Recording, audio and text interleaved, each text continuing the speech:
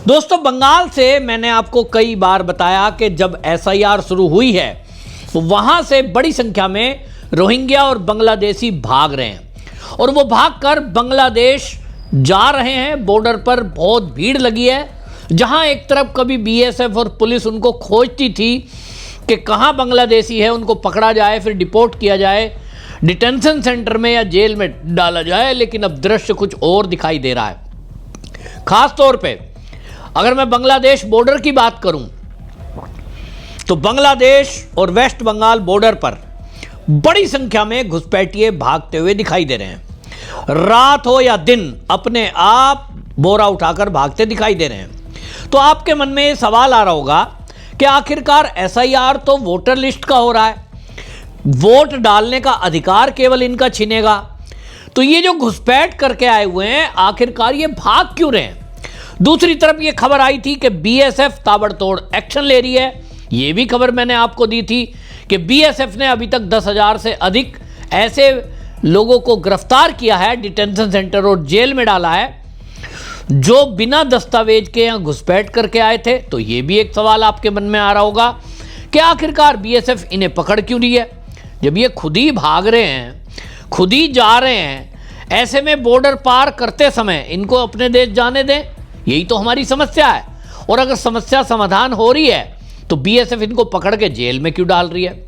तो आज आपको मैं इस वीडियो में बताऊंगा कि आखिरकार मामला क्या है, बीएसएफ इनको गिरफ्तार क्यों कर रही है और ये चुपचाप रात के अंधेरे में क्यों बांग्लादेश या म्यांमार के जो लोग घुसपैठ करके यहाँ आए, ये क्यों अपने देश भाग रहे हैं। पूरे देश में लगभग ये भगदड़ मच रही है और ये खाली पश्चिम बंगाल में नहीं है। पश्चिम बंगाल तो वो रास्ता है जिस रास्ते वो आए थे, उसी रास्ते जाएंगे और इसलिए वेस्ट बंगाल के बॉर्डर पर आए दिन ये दृश्य देखने को मिल रहे हैं। जिन लोगों को लगता है कि उनके पास पक्के दस्तावेज यहाँ रहने के लिए हैं, उनकी जांच यहाँ नहीं होगी, वो बेशक अभी सोच रहे होंगे, लेकिन ज़्यादातर लोग भाग रहे हैं। और उसके पीछे का एक कानून है केंद्र सरकार का, मोदी जी का बनाया हुआ नया कानून। बहुत सारे लोगों को नहीं पता, मोदी सरकार ने मार्च 2025 में एक नया कानून पास कर दिया। दोनों सदनों से पास होकर राष्ट्रपति जी के हस्ताक्षर हो गए। नया कानून बनाकर राष्ट्रपति जी के हस्ताक्षर हो गए और उस कानून का खौफ इन घुसपैठियों के अंदर बैठा हुआ है।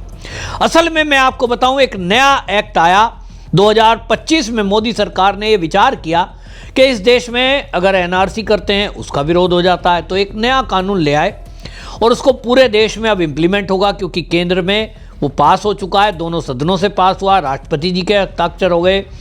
वो कानून है इमिग्रेशन एंड फॉरेनर्स एक्ट 2025। ये मार्च 2025 में सदन से पास हुआ। जब बजट सत्र था 1 सितंबर से ये लागू हो चुका है, राष्ट्रपति के हस्ताक्षर, नोटिफिकेशन, बाकी कानूनी पहलू के बाद।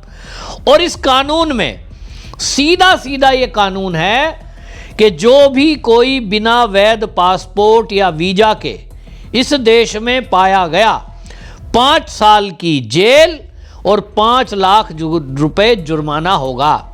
यदि उसकी जांच में फर्जी डॉक्यूमेंट भी पाए गए, यानी कोई ये कह रहा है कि साहब आधार कार्ड मेरे पास यहाँ का है, वोटर कार्ड यहाँ का है, पैन कार्ड बना लिया, बैंक में खाता खुलवा लिया, यही तो कर रहे हैं, तो ऐसे कंडीशन में एजेंसियां जांच कर रही हैं। और किसी के पास यदि फर्जी आधार कार्ड है तो उससे आधार कार्ड पूछा जाएगा। आमतौर पे जो घुसपैठिए घुसे हैं वो पश्चिम बंगाल के किसी शहर का नाम लिखवा लेते हैं, मालदा लिखवा दिया, कुछ भी लिखा दिया। ज़्यादातर लोग मैंने देखा है मालदा के पहचान पत्र को लेके घूमते हैं कि हम तो मालदा के रहने वाले हैं। इंटीरियर कुछ लिखवा देगा, बॉर्डर एरिया का नाम। अब उसकी जांच होगी और जांच बायोमेट्रिक भी होगी। फिर उनके पिता का पूछा जाएगा, भैया अपने बाप का दिखाओ। आप अगर यहीं जन्मे हो वेस्ट बंगाल में तो आपके पिता भी जन्मे होंगे। और यदि फर्जी दस्तावेज पाया गया तो 10 लाख रुपए का चालान, ऊपर से डिपोर्टेशन, और ये तय है कि फिर उसके बाद आपको 10 लाख रुपए दोगे तो छूटोगे, वरना जेल में सड़ोगे। तो अब इनको ये लग गया कि मोदी सरकार पूरी तरह से घुसपैठ के मुद्दे पर सख्त है, सभी राज्यों को यह आदेश दे दिया गया है। और अब सभी राज्यों को जब ये आदेश हो गया है तो बीएसएफ जिन राज्यों में बॉर्डर एरिया में लगती है और काम करती है, बीएसएफ इसमें एक्शन में है, क्योंकि 50 किलोमीटर बॉर्डर के अंदर तक घुसकर उसको जांच करने की अथॉरिटी है। और ऐसे में अब जब चुनाव होंगे, चुनाव में अभी तक ये क्या करते हैं, वोटर कार्ड बनवाया हुआ है उसे दिखा देते हैं।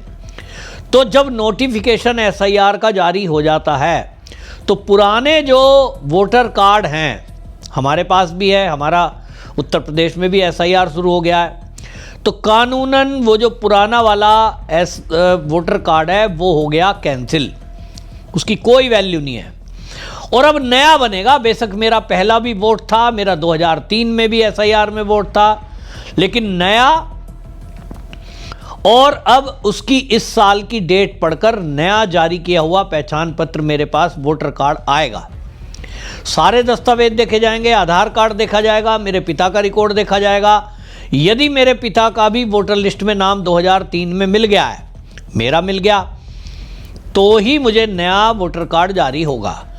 अब पुलिस क्या करेगी, केवल इतना करना है, चाहे उत्तर प्रदेश में ये रोहिंग्या आ जाएं, चाहे दिल्ली में आ जाएं, किसी भी कोने में छुप जाएं, एसआईआर के बाद अब इनसे कहा जाएगा अपना वोटर कार्ड दिखाइए। वोटर कार्ड अगर पुराना है तो वो इनवैलिड है, वो तो चलेगा ही नहीं। कहेंगे भाई 2025 में जो एसआईआर हुआ वो वाला दिखाइए, वो इनके पास होगा नहीं, क्योंकि एसआईआर सख्ती से हो रही है, डॉक्यूमेंट चेक किए जा रहे हैं, फर्जी की संभावना बहुत कम है। और यदि किसी के पास 2025 का नया वोटर कार्ड नहीं मिला तो निश्चित जानिए कि कोई छुड़ाने वाला नहीं है, जेल में जाना पड़ेगा। 5 लाख रुपए इनके पास देने के लिए नहीं होंगे, तो इसलिए क्या होगा, जेल में बंद रहेंगे।